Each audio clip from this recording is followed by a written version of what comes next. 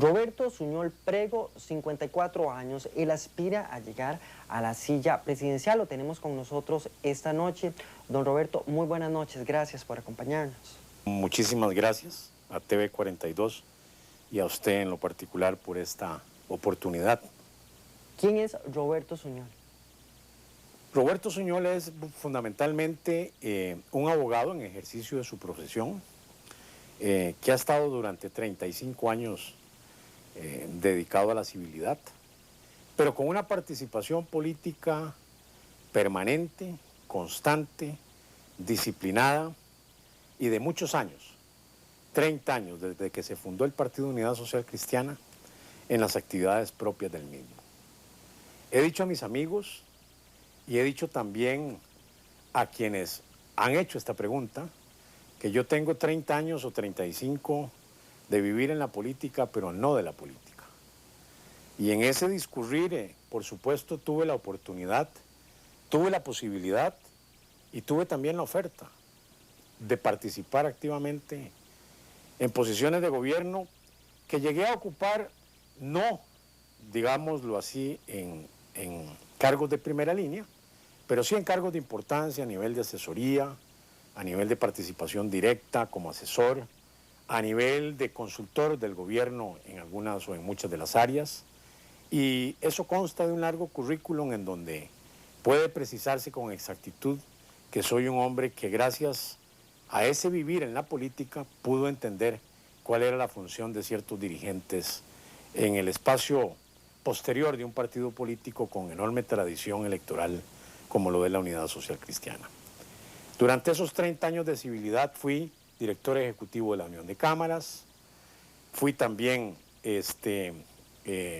asesor político de la fracción municipal, fui directivo del Movimiento Nacional de Juventudes, fui secretario particular del Canciller de la República, fui subjefe de gabinete del Ministerio de Relaciones Exteriores y Culto, fui jefe de la oficina de becas de ese Ministerio de Relaciones Exteriores y Culto, y en la parte política fui el primer presidente de la Juventud de la Unidad Social Cristiana y fui un dirigente que participó activamente de la totalidad de las campañas políticas de quienes fueron presidentes de la República para integrar después sus equipos de asesoría y participación directa en sus gobiernos, rechazando en alguna oportunidad ofertas concretas para ser diputado o ministro porque creí que cumplía en ese momento un papel más importante desde el sector privado, como en la especie lo ha probado mi ejercicio profesional como abogado de 30 años en el foro judicial. Don Roberto, ¿por qué decide dar este paso en momentos en que gobernar Costa Rica parece misión imposible? Es una buena pregunta, Alex. Yo soy un hombre de 55 años, con 3 hijos y 2 nietos, con el privilegio inmenso de haber tenido la dicha de nacer y desarrollarme en este país que en otras épocas le dio enormes oportunidades a los costarricenses. He cumplido una tarea profesional que ha dejado en mí una enorme huella y una profunda satisfacción, pero por el tipo de carrera que he desempeñado, he llegado a la conclusión de que hay cosas en este país que marcharon mal entonces, marcharon mal después y han marchado mal hasta el momento. Entendiendo esa situación muy claramente y frente a la coyuntura de un partido que se nos agotó en un momento determinado, por razones que ni siquiera vale la pena volver a ellas, porque he dicho que es hora de mirar hacia adelante, entendiendo que tengo un arraigo importante en las dirigencias social cristianas y de que el movimiento político que me favorece con la posibilidad de una precandidatura me conoce a lo largo y a lo ancho del territorio nacional como un dirigente disciplinado, ideológicamente formado, con conexiones a lo interno de esta organización muy fuertes y muy sólidas, que se ha identificado con la programática de toda una vida, que es partidario de las buenas cosas que este partido político le dio al país, tomé la decisión de optar a la precandidatura porque un sinnúmero de dirigentes, de amigos y compañeros estuvieron permanentemente insistiéndomelo en los últimos 8 años y más concretamente o con mayor ahínco en los últimos 2, creyendo que yo puedo generar espacios importantes que puedo levantar y reestructurar al Partido de Unidad Social Cristiana, que puedo reentusiasmarlo y que puedo, por supuesto, a partir de eso reorganizarlo para llevarlo de nuevo al triunfo electoral en el año 2014, como alternativa al Partido Liberación Nacional, que hemos visto, como hemos visto, ha sumido al país en la desesperanza, la desilusión, la tristeza, el desamparo y el abuso de poder. ¿Cuál es la radiografía que usted tiene de Costa Rica? ¿Cómo la visualiza usted? Es una buena pregunta, Alex. Yo voy a aclararle una cosa. Como soy un hombre que vivió 30 o 35 años en la política, pero no de la política, no soy de la clase política. Soy lo que muchos han dicho, una cara nueva. Una cara nueva que además puede poner los ojos al sol sin avergonzarse de absolutamente nada. No hay un solo 5 en mi patrimonio que provenga del erario nacional, ni siquiera como salario. Y espero que en el futuro tampoco. Simplemente estoy concitando a una gran cantidad de fuerzas dentro del Partido de Unidad Social Cristiana y más allá de él, creyendo que en ese contexto lo que hay que hacer es un trabajo de mucho ahínco, de mucho tesón, de mucha dedicación para sacar a Costa Rica adelante, para ocuparse realmente de eso que usted señala. Los políticos efectivamente están sordos, ciegos, autistas y desentendidos de una realidad nacional cruda y difícil, con aumento significativo de la pobreza, a un 21% que no desciende, con 145.000 jóvenes sin trabajo, con 24.000 empresarios en el continente americano que dentro de la encuesta del Latinobarómetro en el continente han señalado que Costa Rica ha decrecido 25 puntos en la confianza comercial y empresarial para poder hacer negocios en ella. Con un país que lejos de convertirse o de mantener su esquema hospitalario de siempre, está expulsando al buen extranjero que viene a enriquecernos con su trabajo y con su actividad. Y por último, con un país que ha castigado desde el Estado y desde el gobierno severamente a la ancha clase media costarricense, que es la que ha sostenido la democracia, gracias a su capacidad productiva, a su trabajo, a su solidaridad y a su caridad frente a una sociedad en donde hay algunos más débiles, hay otros menos, y hay unos pocos que han ido creciendo sumamente poderosos, que son una minoría para el que gobierna ahora Liberación Nacional, que en el pasado se ocupó de estas cosas pero dejó de hacerlo.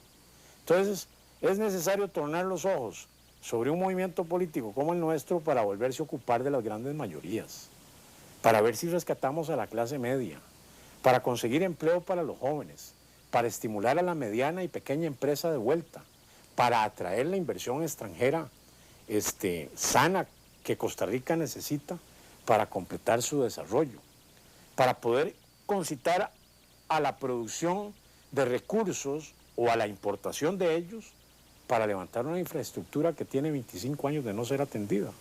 Se nos caen los puentes. Los huecos son cada vez más profundos en las calles de este país. Y además de eso tenemos la particularidad y el problema de que tardamos años resolviendo cosas. Proyectamos una carretera, dura 35 años en desarrollarse, ¿verdad? Queremos resolver el problema de la platina en el puente de la autopista, tardamos 3 en tan siquiera llegar a una posible solución, mientras en 3 años en Panamá hacen el corredor periférico a 8 vías para los automóviles y logran desahogar un país inmensamente rico en muchas cosas, pero sin los recursos que tenemos nosotros en otras. Y además desarrollan una ampliación del canal de Panamá en una obra de $5.000 millones porque logran convencer al sistema internacional de que son un país viable, mientras nosotros estamos empeñados en convencer al mundo de que somos un país inviable, teniendo los recursos humanos, las gentes, la capacidad, la creatividad, ¿verdad? El don de gente, la preparación y la cultura para salir adelante como país. Sojuzgados y oprimidos, perseguidos hasta la ley Mordaza, ¿verdad? En donde ahora le estamos diciendo al cuarto poder de la República, cállese. No puede ser, estamos mal, Alex. A más de 2 años de la gestión Chinchilla, ¿Cómo podríamos calificarla?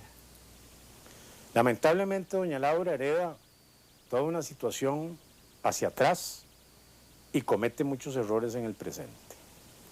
Es un gobierno sin capacidad de comunicación, con incapacidades por sectores muy importantes de su ejercicio administrativo, sordo y autista en algunas áreas importantes también de la actividad gubernamental, sin un norte preciso, que nos ha sumido en la incertidumbre por la indecisión y por la incapacidad para tomar decisiones firmes y honestas, como nos ofrecieron en campaña política.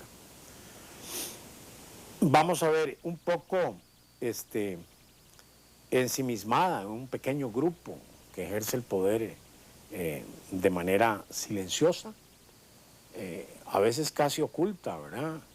Que nombra a su Contralora General de la República sin la opinión del resto de los sectores políticos, que alecciona al Poder Judicial de repente, y como se ha probado, todos participan en estas cosas. Después se desdicen, pero todos participan. Que promueven una ley mordaza para silenciar el secreto que ellos denominan político, entre comillas, para silenciar a la prensa y para silenciar a los costarricenses, ¿verdad? Que los condenan porque alguien en una red social mediante un Twitter critica la labor del gobierno y es censurado sacándolo del aire. Este es el gobierno que nos han ofrecido, pero además es un gobierno que hereda una empleomanía de 10.000 y 14.000 funcionarios más, de los cuales solamente 6.000 se introducen a la Caja Costarricense del Seguro Social para terminar de quebrarla. En el gobierno de don Óscar Arias, que inicialmente estaba de acuerdo con doña Laura, pero que después se distancia de ella y aparece la tempranera candidatura de don Rodrigo Arias. Es un gobierno que no podía salir adelante. Es un gobierno que contaba con una fuerza parcial en el sentido de que es un sector de liberación nacional.